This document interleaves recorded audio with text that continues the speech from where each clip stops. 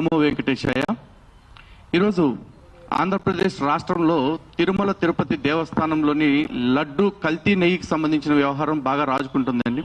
అయితే ఈ వ్యవహారాన్ని ఏదో ఒక రెండు రాజకీయ పార్టీల వ్యవహారంలాగా భావిస్తూ ఈ రెండు రాజకీయ పార్టీలు కూడా విమర్శ ప్రతి విమర్శ అంటూ వెళ్తూ ఉన్నాయి. అయితే వైఎస్ఆర్సీపీ పార్టీకి సంబంధించిన వాళ్ళు చేస్తున్న వ్యాఖ్యలు కానీ లేకపోతే వాళ్ళు వ్యవహరిస్తున్న తీరు కానీ చూస్తూ ఉంటే నిజంగా వాళ్ళకి హిందువులన్నా హిందువుల విశ్వాసాలన్నా ఏ మాత్రం కూడా గౌరవం లేదన్న విషయం స్పష్టంగా తెలుస్తూ ఉంది.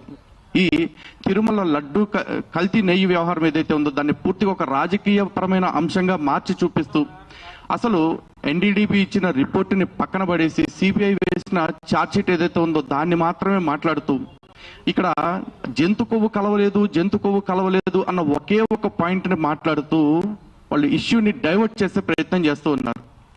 ఇక్కడ జంతువుల కొవ్వు కలవలేదు అన్న మాటలు మాట్లాడుతూ అసలు లడ్డు నెయ్యి కల్తీయా జరగలేదు అన్న ఒక తప్పుడు విధానాన్ని కూడా ప్రజల్లోకి తీసుకువెళ్తున్న విషయాన్ని స్పష్టంగా చూస్తూ ఉన్నాం. అయితే ఈ సందర్భంగా మేము ఒకటే స్పష్టం చేయదలుచుకున్నది ఏంటంటే ఇది మీ రాజకీయ పార్టీలకు సంబంధించిన వ్యవహారం కాదు, ఇది యావత్ హిందూ సమాజానికి సంబంధించిన అంశము. ఈరోజు తిరుమల తిరుపతి దేవస్థానం లేదా తిరుమల కొండ అంటే అది కేవలం ఒక కొండ కాదు, అది హిందువులు కోట్లాది మంది హిందువుల యొక్క విశ్వాసం.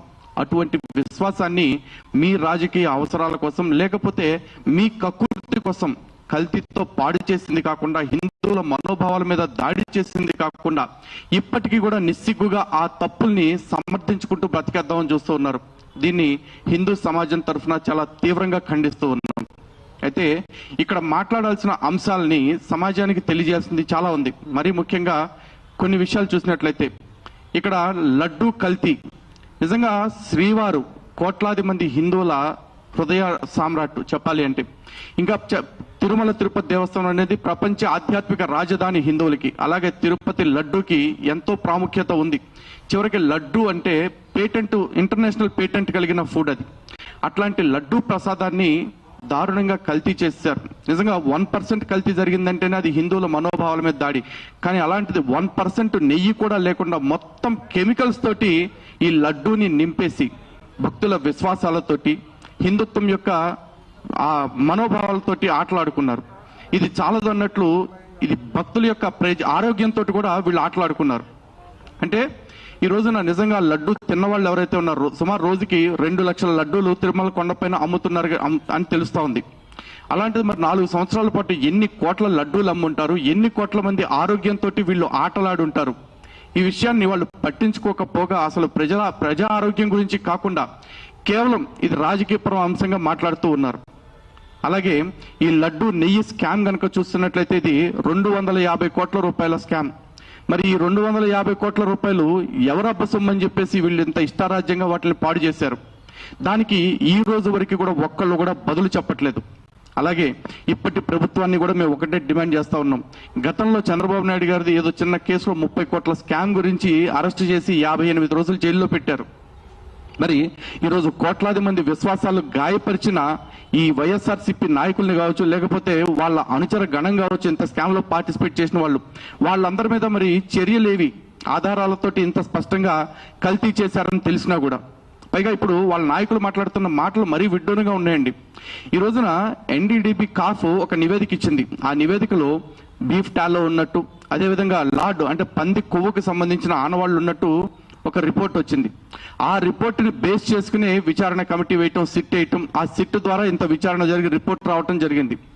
ఈ రోజున సిట్ రిపోర్ట్ లో కూడా జంతువుల కొవ్వు కలవలేదు అని చెప్పాల. జంతువుల కొవ్వు కలిసినట్లుగా చెప్పాలి అంటే మినిమం 10% ఆ ట్రేసెస్ ఉంటే గానీ మాకు ఐడెంటిఫై కాదు అన్న మాట మాత్రమే చెప్పారు. కానీ వీళ్ళు ఏం చేస్తున్నారంటే అసలు కలవనే లేదంటున్నారు. నిజంగా ఇప్పుడు మాకు అనుమానాలు వస్తుంది. అటు ఎన్డీడీబీ కాఫ్ సెంట్రల్ గవర్నమెంట్ ఇన్స్టిట్యూషన్, ఇప్పుడు సిట్ కూడా సెంట్రల్ గవర్నమెంట్ ప్రతినిధులతోటే ఉంది. మరి ఈ రోజున ఈ ఒక రిపోర్ట్ లో వచ్చిన అంశం రెండో రిపోర్ట్ లో కనపడట్లేదు అంటే తేడా ఎక్కడ జరిగింది? ఎన్డీడీబీ వాళ్ళు తేడా చేశారా లేకపోతే సిట్ విచారణ తేడాగా జరిగిందా? దీన్ని కూడా మరి ప్రశ్నించాలి కదా. నిజంగా హిందూ సమాజాన్ని ఒక గందరగోళంలోకి నెట్టేస్తూ హిందూ సమాజం యొక్క మనోభావాలతోటి ఆటలాడుకుంటూ హిందూ సమాజాన్ని ఇంత క్షోభకు గురి చేసిన ఈ నాయకుల్ని ఇంక ఎంతకాలం మేము భరించాలి? వాళ్ళ మీద చర్యలు తీసుకోవడానికి ప్రభుత్వం కూడా ఎందుకు మేనమేషాలు లెక్కిస్తుందని అడుగుతా ఉన్నాం. ఈ రోజున మాది ప్రధానమైన డిమాండ్ ఒకటే అండి. ఆ రోజు వైఎస్ఆర్సీపీ ఉంది, ఈ రోజు టీడీపీ ఉంది, రేపు మళ్ళీ ఈ డెమోక్రసీలో ఎవరు అధికారంలోకి వస్తారో తెలియదు. ఇలాంటి పార్టీ వైసీపీ లాంటి పార్టీ భవిష్యత్తులో మళ్ళీ అధికారంలోకి వస్తే మళ్ళీ కూడా తిరుమల తిరుపతి దేవస్థానానికి లేకపోతే లడ్డు ప్రసాదానికి కావచ్చు, మీ ఇతరత్ర ఆహార వీటికి కావచ్చు, అన్నిటికీ కూడా ఇటువంటి ప్రమాదం కలిగే అవకాశం ఉంటుంది. మరి దీనికి ఇప్పటి ప్రభుత్వం తీసుకుంటున్న శాశ్వత ప్రాతిపదిక మీద తీసుకునే చర్యలు ఏంటి? మా సైడ్ నుంచి ఆల్రెడీ మేము డిమాండ్ చేసాం గతంలో. టీటీడీ ఎక్కడెక్కడైతే వాళ్ళ దేవాలయాలు నిర్మిస్తూ ఉందో ఆ దేవాలయాలు నిర్మించే ప్రతి చోట కూడా టీటీడీ ఆధ్వర్యంలోనే గోశాలలు పెట్టి ఆ గోశాలల నుంచే ఆలయానికి కావాల్సిన నేతిని ఉత్పత్తి చేసేలాంటి చర్యలు తీసుకోవాల్సిందే.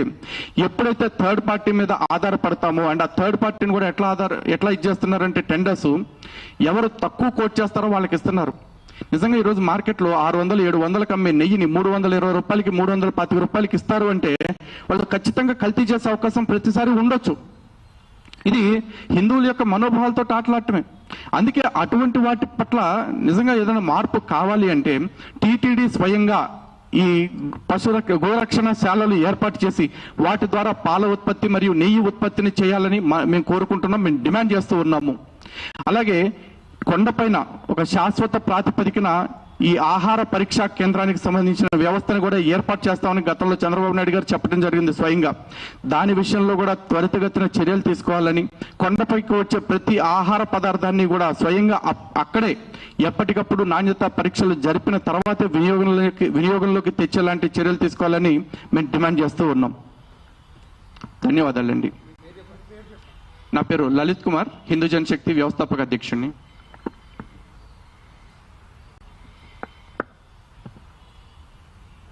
అందరికీ నమస్కారం. ఓం నమో వెంకటేశాయ.